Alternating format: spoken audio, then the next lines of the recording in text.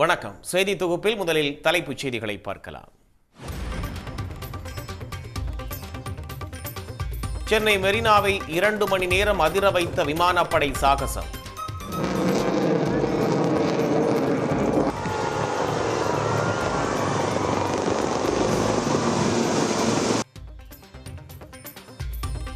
பழமையான போர் விமானங்கள் முதல் அதிநவீன ரஃபேல் விமானம் வரை வானில் வர்ண ஜாலம்.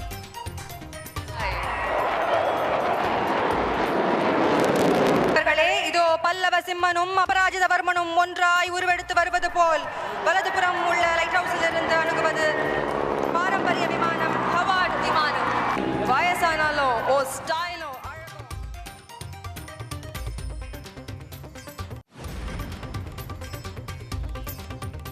மெரினா கடற்கரையில் 15 லட்சம் பேர் குவிந்து விமான சாகசத்தை கண்டு உற்சாகம். இதுவரை இல்லாத வகையில் மக்கள் திரண்டதால் லிம்கா சாதனை புத்தகத்தில் இடம்பெற்ற சாகசம்.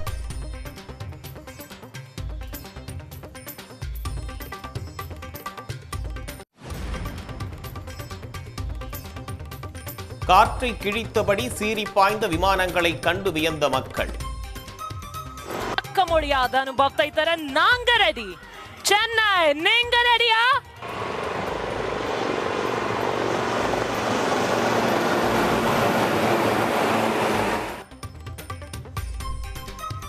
மறக்க முடியாத அனுபவம் என நேரில் கண்டுகளித்தவர்கள் மகிழ்ச்சி.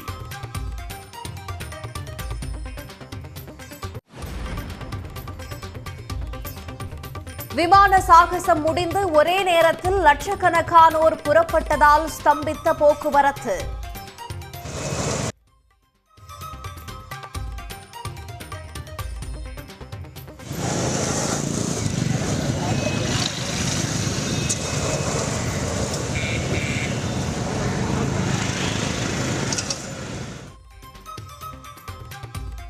நான்கு மணி நேரத்திற்கு பிறகு முக்கிய சாலைகளில் போக்குவரத்து சீரானது.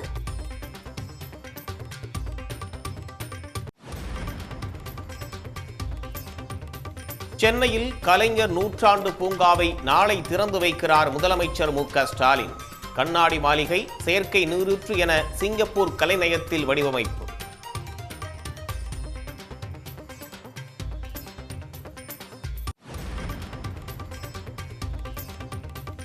விடுமுறை தினத்தை ஒட்டி சுற்றுலா தலங்களில் அலைமோதிய மக்கள் கூட்டம். கோயில்களில் பல மணி நேரம் வரிசையில் காத்திருந்து சாமி தரிசனம்.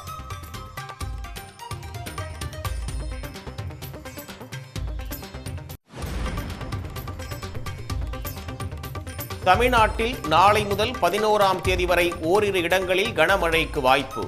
5 நாட்களுக்கு மஞ்சள் நிற எச்சரிக்கை.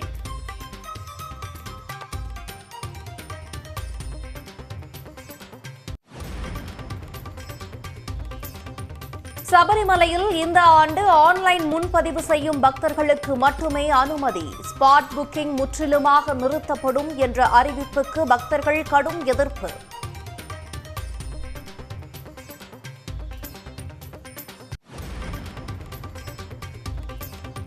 ஜம்மு காஷ்மீரில் 5 பேர் நியமன எம்எல்ஏக்கள் நியமனத்திற்கு எதிர்க்கட்சிகள் கண்டனம். தொங்கு சட்டப்பேரவை அமையும் என கருத்து கணிப்பு வெளியான நிலையில் துணைநிலை ஆளுநர் நடவடிக்கை.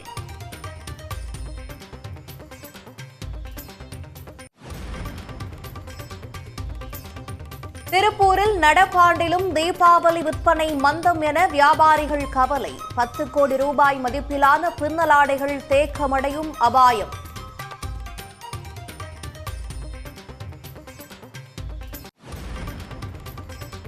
சென்னை மெரினாவில் நடைபெற்ற இந்திய விமானப்படையின் சாகச நிகழ்ச்சி உலகையே திரும்பி பார்க்க வைத்துள்ளது. இந்த நிகழ்வை சுமார் 15 லட்சம் மக்கள் கண்டுகளித்தது லிம்கா சாதனை புத்தகத்திலும் இடம்பெற்றுள்ளது.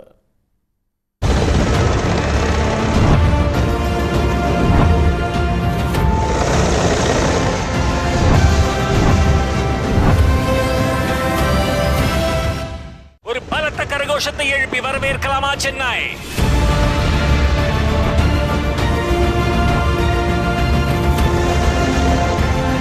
ஆடி ஜூட் இலக்கை நோக்கி செல்ல புறப்படுகிறார்கள்.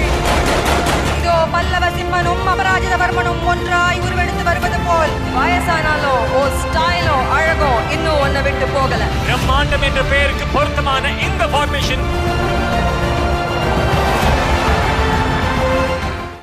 இந்திய விமானப்படையின் 92வது ஆண்டு விழாவை முன்னிட்டு சென்னையில் 21 ஆண்டுகளுக்கு பிறகு விமான சாகச கண்காட்சி நடைபெற்றது. இதில் விமானப்படை தலைமை தளபதி ஏ.பி. சிங்குடன் சிறப்பு அழைப்பாளராக முதலமைச்சர் மு.க. ஸ்டாலின், துணை முதலமைச்சர் உதயநிதி ஸ்டாலின், அமைச்சர்கள் உள்ளிட்டோர் கலந்து கொண்டனர். முதலில் நடைபெற்ற பாராசூட் சாகசத்தில் மூவர்ண கொடியின் நிறங்களை கொண்ட 3 பாராசூட்களில் இருந்து 3 வீரர்கள் ஒரே சேர தரையிறங்கியது வியக்க வைத்தது. இது மிகவும் அனுபவம் வாய்ந்தவர்களால் மேற்கொள்ளப்படும் மிகவும் கடுமையான செயலாகும். இந்த அமைப்பு சென்னையின் நீலவானத்தில் மூவர்ண கொடியை பின்பற்றுகிறது. ராகுல் ஜா தலைமை தாங்குகிறார். அமைதி, ஒற்றுமை மற்றும் உண்மையின் அடையாளமாக வெள்ளை நிறத்தை பறக்க விடுகிறார் வாரண்ட் ஆபீசர் ஆர்.கே. திவாரி. நிலத்தின் மிகுதியை, வளர்ச்சியை செழிப்பான சித்தரிக்கும் வகையில் பச்சை நிறத்தை பறக்க விடுவர் வாரண்ட் ஆபீசர் சி.கே. கிருஷ்ணா. விமான சாகசத்தின் தொடக்கமாகவும் மூவர்ண கொடி மற்றும் இந்திய விமானப்படை கொடியுடன் சேட்டக் ஹெலிகாப்டர்கள் வான்பாதையில் அணிவகுத்தன. 4 சேத்தக் ஹெலிகாப்டர்ஸ் கொண்ட இந்த துவஜ் அமைப்பு குழு ஃபிளைட் இன்ஸ்ட்ரக்டர் ஸ்கூல் தாம்பரமை சேர்ந்தவர்கள். யோதா என்கிற அமைப்பு நிகழ்ச்சி தொடங்குவதற்கான பாரம்பரிய பிரதிபலிப்பு இந்த அழகான அமைப்பு. வந்தே மாதரம், வந்தே மாதரம் என்ற கரகோஷத்துடன் உங்கள் குரல் மைதானத்தை அதிரட்டும். 2ஆம் உலகப் போரில் பயன்படுத்தப்பட்ட டகோடா மற்றும் ஹார்வர்ட் விமானங்கள் வரலாற்று சுவடுகளை தாங்கியவாறு சென்னையில் பறந்தது. டகோட்டா விமானம் 2 நவீன விமானங்களுக்கு இடையே நிதானமாக பறந்து சென்றது. சேரன் என்ற பெயரில் நடந்த இந்த நிகழ்வை அடுத்து பல்லவன் என்ற பெயரோடு களமிறங்கிய பழமையான ஹார்வர்ட் விமானம் வானில் பட்டாம்பூச்சி போல் பறந்து சென்றது. இதோ பல்லவ சிம்மனும் அபராஜிதவர்மனும் ஒன்றாய் உருவெடுத்து வருவது போல் வலதுபுறம் உள்ள லைட் ஹவுஸில் இருந்து அணுகுவது பாரம்பரிய விமானம் ஹவார்ட் விமானம். வயசானாலும் ஓ ஸ்டைலோ அழகோ இன்னும் ஒன்ன விட்டு போகல. அழகாக இருந்தாலும் இந்த விமானத்தை பார்த்து மயங்கி விடாதீர்கள். 1947 1989 வரை இந்திய ஏர்போர்ஸ் முக்கிய பங்கு வகித்தது. இந்துஸ்தான் ஏரோநாட்டிக்ஸ் நிறுவனத்தால் உள்நாட்டில் தயாரிக்கப்பட்டு விமானப்படையில் சேர்க்கப்பட உள்ள HTT-40 என்ற விமானம் முதல் முறையாக பொதுவெளியில் காட்சிப்படுத்தப்பட்டது. கலாம் பெயரில் நடந்த சாகசத்தில் இந்த விமானம் வானில் குட்டிக்கரணம் அடித்தது. முந்தைய தலைமுறை பயிற்சியாளர் விமானத்தின் அற்புதமான காட்சிக்கு பிறகு அடுத்த தலைமுறை பயிற்சியாளர் விமானமான ஹிந்துஸ்தான் டர்போ ட்ரெய்னர் HTT-40 ஐ காண்போம். இது விரைவில் இந்திய விமானப்படையில் சேர்க்கப்படவிருக்கிறது. சிறகடித்து பறப்பது HTT-40. நடராஜர் என்ற பெயரில் நடந்த நிகழ்வில் 2 மிராஜ் 2000 விமானங்களுக்கு IL-78 விமானம் வானிலேயே எரிபொருள் நிரப்பிய காட்சியை மக்கள் கண்டுகளித்தனர். அடுத்த வரிசையில் IL-78 MKI மற்றும் 2 மிராஜ் 2000 ஆகியவை உள்ளன. இது வானத்தில் பறக்கும் பொழுதே எரிபொருள் நிரப்புவதை நீங்கள் பார்க்கலாம் நட்ராஜ் அமைப்பில்.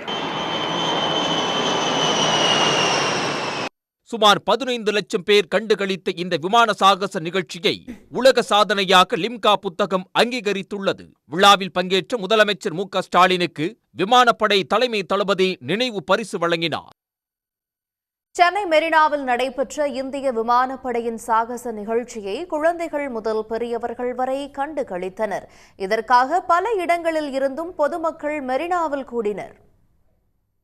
எல்லாமே யாருமே பார்க்காத ஒரு வார் கிராஃப்ட் தான் நடக்குது இப்போது.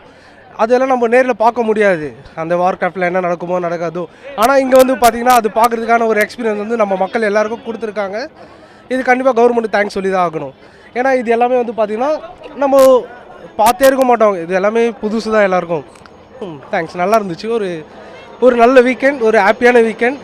வெயில் தான் கொஞ்சம் கஷ்டமாக இருக்குது, மற்றபடி it was like wow experience தான் நிஜமாவே. நமக்கு ரொம்ப க்ளோஸாகவே எல்லா வெரைட்டிஸ் ஆஃப் ஏர்க்ராஃப்ட்ஸும் பார்த்தோம். ஸோ எஸ்பெஷலி அந்த லாஸ்ட்டாக வந்து அந்த இந்தியன் ஃப்ளாக்ஸ் கலர்ஸ்லாம் it was really amazing. Yes, we really enjoyed it. வெயிலுங்கிறது வந்து எப்பயுமே நம்ம இருக்கிறது தான். அந்த வெயிலை தாண்டி இவ்வளோ லட்சம் மக்கள் வந்திருக்கிறது இது ஒரு சாதனை தான். அதனால் வந்து நம்ம எல்லாருமே, என்னோடய குழந்தைங்க, ஃபேமிலி எல்லாருமே வந்து நல்லா என்ஜாய் பண்ணாங்க. இதே மாதிரி வருஷம் எல்லா ஸ்டேட்லேயும் நடக்கிறதுக்கு நம்ம வந்து எல்லா கவர்மெண்ட்லேயும் நம்ம சொல்லணும். ஏன்னா நம்ம என்ஜாய் பண்ண மாதிரி எல்லாருமே எல்லா ஸ்டேட்லேயும் நடக்கணும். இல்லை ஒரு தடவை ஒரு சடனாக வராங்க, லைட் போடுறாங்க, இதெல்லாம் பார்க்கும்போது ரொம்ப எக்ஸைட்டிங்காக இருந்துச்சு எங்களுக்கு. எப்படி சொல்கிறது, லைக் ஒரு ஹெலிகாப்டர் போனால் கூட, சின்ன வயசில் ஒரு ஹெலிகாப்டர் போனால் கூட நம்மளுக்கு வந்துட்டு எப்படி சொல்கிறது, ஒன்று பார்த்தா கூட நம்மளுக்கு எக்ஸைட்டிங்காக இருக்கும். இங்கே அவ்வளோ கலராக ஷோ, லைக் டிஃப்ரெண்ட் ஆங்கிளில் போயிட்டு ரொம்ப எப்படி சொல்கிறது, ரொம்ப ஆச்சரியமாக நம்மளும் இந்த மாதிரிலாம் வந்திருக்கலாமோ, மிஸ் பண்ணிட்டோமோ அப்படின்ற அளவுக்கு தோணுச்சு. ரொம்ப சந்தோஷமாக இருந்துச்சு first time. the front end, the top of the line aircraft Sukhoi தான் இருக்குது, அண்ட் ரஃபேல் இருக்குது, தேஜஸ் பார்த்தேன். அண்ட் சூரியகிரண் அவங்களோட அமேசிங் அக்ரோபேட்டிக்ஸ் ரொம்ப அமேசிங்காக இருந்துச்சு. அண்ட் ஹெலிகாப்டர் ஒரு ஸ்டன்ஸ் ரொம்ப டிஃபிகல்ட், ரொம்ப அமேசிங்காக பண்ணியிருந்தாங்க. It was very enjoyable. நம்மளுக்கு இன்றைக்கி என்னென்னா கிளைமேட் தான் கொஞ்சம் ரொம்ப எக்ஸ்ட்ரீம் வெதர், இன்றைக்கி ரொம்ப ஹாட். சென்னை ஏர்ஃபோர்ஸ் நான் 1977 ஜாயின் பண்ணியிருந்தேன். 1992 நாங்கள் 15 வருஷம் முடிச்சு வெளியே வந்திருக்கோம். இன்றைக்கி இப்போ ஷோ பார்த்ததில் இது நம்ம ப்ரூவ் பண்ணியிருக்கோம், we are one of the best air force in the world அப்படின்ட்டு. So really what seeing and எல்லாம் மெஸ்மரைசிங்காக இருந்துச்சு. Thank you. Ooty, I am from Ooty. விடுமுறை தினம் என்பதால் தமிழ்நாடு முழுவதும் சுற்றுலா தலங்களில் கூட்டம் அலைமோதியது. கோயில்களில் திரண்ட பக்தர்கள் நீண்ட வரிசையில் காத்திருந்து சுவாமி தரிசனம் செய்தனர். கன்னியாகுமரி திருப்பரப்பு அருவியில் குழந்தைகள் முதல் பெரியவர்கள் வரை குளித்து மகிழ்ந்தனர். பல்வேறு பகுதிகளிலிருந்து வந்திருந்தவர்கள் படகு சவாரி செய்தும் ரம்யமான சூழலை கண்டும் ரசித்தனர்.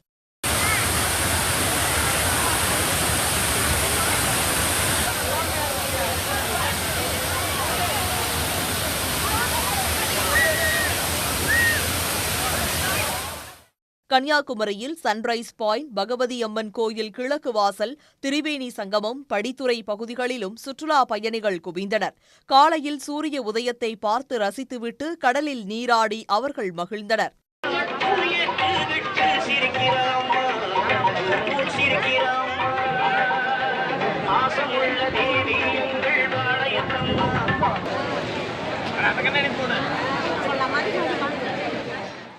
நீலகிரி மாவட்டம் குன்னூர் மற்றும் சுற்றுவட்டார பகுதிகளான பெட்போர்ட், சிம்ஸ் பூங்கா, Dolphin Nose, Wellington Mount Road, Edappalli உள்ளிட்ட இடங்களில் பெய்த மழையால் அருவிகளில் தண்ணீர் ஆர்ப்பரித்து கொட்டுகிறது. விடுமுறை நாள் என்பதால் அங்கு குவிந்த சுற்றுலா பயணிகள் வாகனங்களில் சென்றபடி அருவிகளை ரசித்தனர்.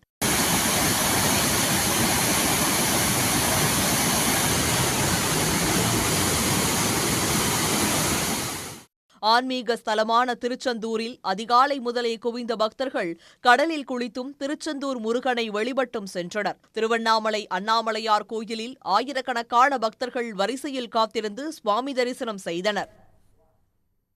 புதுக்கோட்டை மாவட்டம் கந்தர்வகோட்டை சுற்றுவட்டார பகுதிகளில் சூறை காற்றுடன் பெய்த கனமழையால் 20 ஏக்கரில் பயிரிடப்பட்ட மரவள்ளிக்கிழங்கு செடிகள் வேரோடு சாய்ந்தன. வீரடிப்பட்டி, முதுகுளம் ஆகிய பகுதிகளில் 20 ஏக்கர் பரப்பளவில் மரவள்ளிக்கிழங்கு சாகுபடி நடைபெற்றது. நேற்றிரவு சூறைக்காற்றுடன் பெய்த கனமழையால் மரவள்ளிக்கிழங்கு செடிகளில் தண்ணீர் தேங்கி வேரோடு சாய்ந்தன. இதன் காரணமாக கடன் வாங்கி ஏக்கருக்கு 60,000 ரூபாய் வரை செலவழித்தும் இழப்பை சந்தித்திருப்பதாக விவசாயிகள் கூறுகின்றனர். மறுபடி சாகுபடி செஞ்சுக்கிட்டு இருக்கோம். இப்போ நேற்று பெஞ்ச மழையில் சாஞ்சு போச்சு. இதுக்கு ஒரு ஏக்கருக்கு 25,000 வீதம் நாங்கள் செலவு பண்ணியிருக்கோம். இப்போ இது பருவகாலம் இன்னும் 2 மாதத்துக்கு மேலே இருக்குது. இப்போயே எங்களது இது நஷ்டமாயிருச்சு. இதுக்கு உரிய தொகையை அரசு வழங்குமாறு முதலமைச்சருக்கும் மாவட்ட நிர்வாகிக்கும் வேண்டிக் கொள்கிறோம். நான் மறுபடி ஒரு 5 ஏக்கர் பயிர் பண்ணியிருக்கேன். பயிர் 7 மாதம் தான் ஆகுது. இளங்கிழங்கா இருக்குது. எல்லாம் நேற்று பெய்ந்த மழையிலையும் காற்றுலையும் எல்லாம் வேரோட பிடிங்கிருச்சு. கடனை வாங்கி நகையை வட்டிக்கு அளவு வச்சு எல்லாம் செலவு பண்ணியிருக்கேன். ஒரு ஏக்கருக்கு மினிமம் 60,000 70,000 வரையும் செலவாயிருக்குன்னு வரையும். இப்போ இளங்கிழங்கா இருக்கிறதுனால இதை எடுக்க முடியலை. எங்களுக்கு பெருத்த நட்டமாக இருக்கும். இதை கருத்தில் கொண்டு கவர்மெண்ட்டும் வேளாண் துறை அதிகாரிகளும் கொஞ்சம் உடனே ஆய்வு செய்து எங்களுக்கு ஏதாவது நிவாரணம் தருமாறு கேட்டுக்கொள்கிறேன். பிஞ்சிலேயே மரவள்ளி கிழங்குகள் வேரோடு சாய்ந்திருக்கும் நிலையில் அரசு உரிய இழப்பீடு வழங்க வேண்டும் என பாதிக்கப்பட்ட விவசாயிகள் கோரிக்கை விடுத்துள்ளனர். தீபாவளி விற்பனை இந்த ஆண்டும் மந்தமாக இருப்பதாக கூறும் திருப்பூர் பின்னலாடை நிறுவனங்கள் 10 கோடி ரூபாய் மதிப்பிலான பின்னலாடைகள் உற்பத்தி செய்யப்பட்டுள்ள நிலையில் அவற்றில் 25% விற்பனையாகுமா என எதிர்பார்த்து காத்திருக்கின்றனர். திருப்பூரில் 10,000க்கும் மேற்பட்ட உற்பத்தி நிறுவனங்களில் பின்னல் ஆடைகள் உற்பத்தி செய்யப்படுகின்றன. இங்கு தயாராகும் பின்னல் ஆடைகள் உலகம் முழுவதும் ஏற்றுமதி செய்யப்படுகின்றன. ஆண்டுக்கு 20,000 கோடி ரூபாய் அளவுக்கு உள்நாட்டு பனியன்கள் உற்பத்தி செய்யப்படுகின்றன. இதற்காக திருப்பூர் காதர்பேட்டை பகுதியில் மொத்த விற்பனை செய்யும் 2,000 கடைகள் உள்ளன. இவற்றில் ஒவ்வொரு கடைக்கும் 5000த்திற்கும் குறையாமல் மொத்தம் 10 கோடிக்கும் மேலான டி-ஷர்ட்டுகள் மற்றும் குழந்தைகளுக்கான ஆடைகள் விற்பனைக்கு வைத்துள்ளனர். ஆனால் வழக்கமாக தீபாவளிக்கு 1 மாதம் முன்னதாகவே வெளி மாநில வியாபாரிகள் திருப்பூர் காதர்பேட்டை வந்து பின்னல் ஆடைகளை மொத்தமாக வாங்கி செல்வது வழக்கம். ஆனால் தற்போது வரை எதிர்பார்த்த அளவிற்கு விற்பனை நடக்கவில்லை. இன்னும் தீபாவளி பண்டிகைக்கு 25 நாட்கள் மட்டுமே உள்ளதால் எதிர்பார்த்த அளவிற்கு ஆர்டர்கள் வருமா வராதா என எதிர்பார்த்து காத்திருக்கின்றனர். நான் 20 வருஷமா இந்த வியாபாரம் பண்ணிட்டு இருக்கிறேன். எக்ஸ்போர்ட் சர்ப்ளஸ் தான். போன வருஷம் இருந்தது 20% வியாபாரம் அப்படின்னு இந்த வருஷம் இன்னும் 5% கூட ஸ்டார்ட் ஆகலைங்க. இன்னும் 3 வாரம் இருக்குது தீபாவளிக்கு. வாழ்வாதாரம் பயங்கரமாக பாதிப்பாக இருக்குதுங்க. ₹1 சம்பாதிக்கிறோன்னா ரொம்ப குதிரை கொம்பாக இருக்குது. வெளியூர் வியாபாரிக வரமாட்டேங்கிறாங்க இங்கே.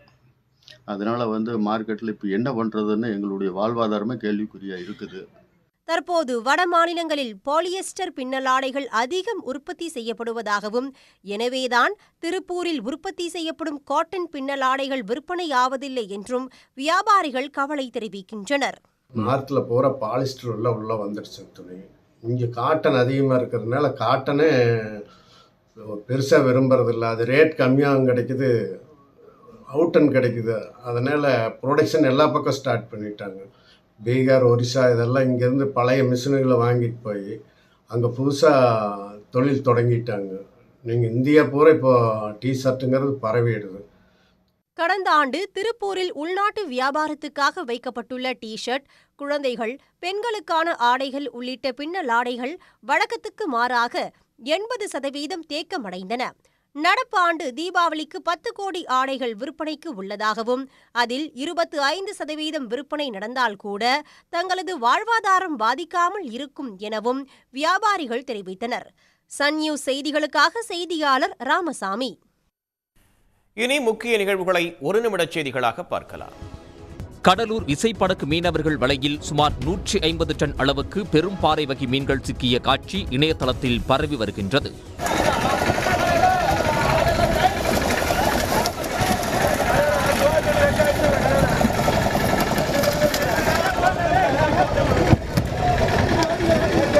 கடலூர் தேவனாப்பட்டினம் பகுதியைச் சேர்ந்த 49 மீனவர்கள் நடுக்கடலில் மீன்பிடித்துக் கொண்டிருந்த போது அவர்களின் வலையில் எதிர்பாராத விதமாக 150 டன் அளவுக்கு பெரும் பாறை வகை மீன்கள் கொத்தாக சிக்கின. அவை முழுவதையும் கரைக்கு கொண்டுவர முடியாததால் 50 டன் எடை கொண்ட மீன்களை கடலிலேயே மீனவர்கள் விட்டுள்ளனர். மற்ற 100 டன் எடையுடைய மீன்களை 4 படகுகளில் பிரித்து கரைக்கு கொண்டு வந்தனர். காவிரி நீர்பிடிப்பு பகுதிகளில் பெய்து வரும் தொடர் மழை காரணமாக ஒகேனக்கல் காவிரி ஆற்றில் நீர்வரத்து அதிகரித்து உள்ளது. நேற்று வினாடிக்கு 10,000 கனஅடி நீர் வந்து கொண்டிருந்த நிலையில் இன்றைய நிலவரப்படி 17,000 கனஅடியாக அதிகரித்து உள்ளது. இதன் காரணமாக ஒகேனக்கல் மெயின் அருவி, 5 அருவி மற்றும் சினி அருவி உள்ளிட்ட அருவிகளில் தண்ணீர் ஆர்ப்பரித்து கொட்டி வருகிறது.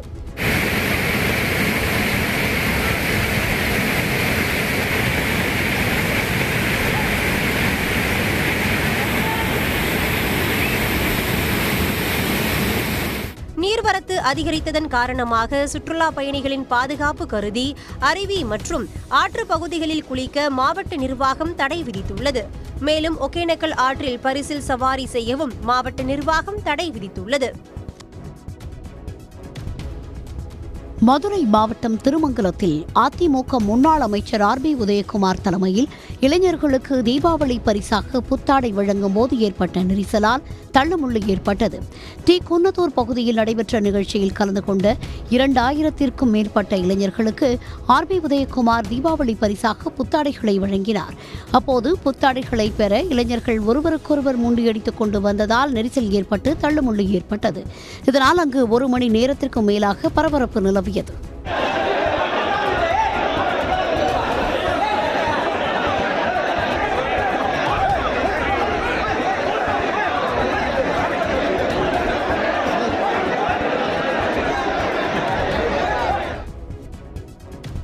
வந்தவாசி அடுத்த தென்னாங்கூரில் உள்ள பாண்டுரங்கன் கோயிலில் கருட சேவை நிகழ்ச்சி வெகு விமரிசையாக நடைபெற்றது. தென்னாங்கூர் கிராமத்தில் உள்ள பாண்டுரங்கன் கோயிலில் பாண்டுரங்கன் ரங்மாயை தாயாருக்கு அதிகாலை முதல் சிறப்பு பூஜைகள் மற்றும் அபிஷேகங்கள் நடைபெற்றன. இதைத் தொடர்ந்து மூலவர் திருப்பதி வெங்கடாச்சலபதி அலங்காரத்தில் தாயாருடன் பக்தர்களுக்கு காட்சியளித்தார். தொடர்ந்து உற்சவமூர்த்தி மலர்களால் அலங்கரிக்கப்பட்ட வெள்ளி கருட வாகனத்தில் எழுந்துருளினர்.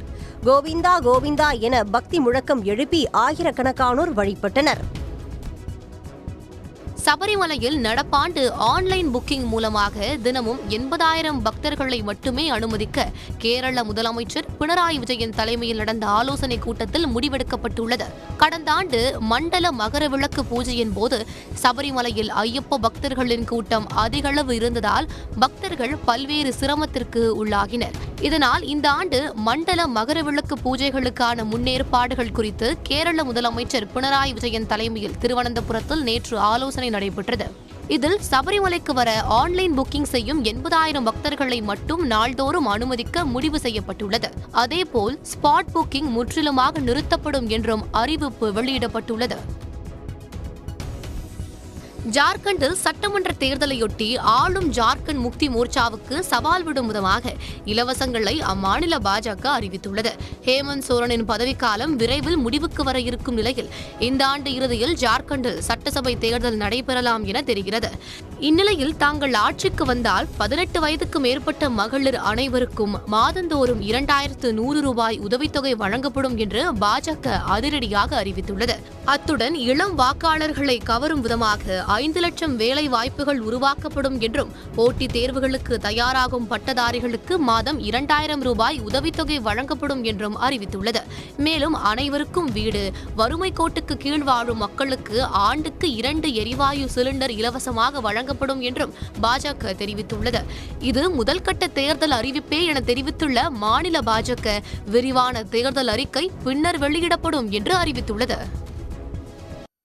சென்னையில் நடைபெற்ற 92வது இந்திய விமானப்படையின் சாகச நிகழ்ச்சியை கண்டு பெருமகிழ்ச்சி அடைந்ததாக பொதுமக்கள் தெரிவித்துள்ளனர். இதற்காக விமானப்படைக்கு நன்றி தெரிவித்த பொதுமக்கள் மெரினாவில் ஆண்டுதோறும் இந்த சாகச நிகழ்ச்சி நடத்தப்பட வேண்டும் என்றும் வேண்டுகோள் விடுத்துள்ளனர். பார்த்தது ரொம்ப சந்தோஷமா இருக்கு. எப்பவுமே ஹெலிகாப்டர் நான் தூரத்துல இருந்தா பார்த்துருக்கேன். இப்போ இங்கே பக்கத்தில் பார்க்கும்போது ரொம்ப ஹாப்பியாக இருக்கு. அதே மாதிரி நிறைய ஸ்டன்ஸ் பண்ணாங்க, இந்தியன் ஃப்ளாக்லாம் காமிச்சாங்க, ரொம்ப நல்லா இருந்துச்சு. இதே மாதிரி நிறைய வருஷம் கொஞ்சம் நடந்துச்சுன்னா நல்லா இருக்கும், கொஞ்சம் என்ஜாய்மெண்ட்டாக இருக்கும். ஒரு நாளும் 21 வருஷத்துக்கு முன்னாடி தான் இதை பார்த்துருக்கேன். பட் அதோட செகண்ட் டைம் இதை பார்க்குறேன். ரொம்ப சந்தோஷமாக இருக்குது. ஃபேமிலியோட வரலான்னு நினச்சேன், பட் பேட் லக், பரவாயில்ல. இருந்தாலும் முதலமைச்சர் ரொம்ப நன்றி. தருமபுரி மாவட்டத்துலேருந்து வரேங்க. இந்த விமான சாகசம் நம்ம நாட்டினுடைய வளர்ச்சியை உயர்த்தி காமிக்குது, நம்ம வளர்ச்சியை தெரியப்படுத்துறது. அந்த அளவுக்கு பெருமையாக்குதுங்க.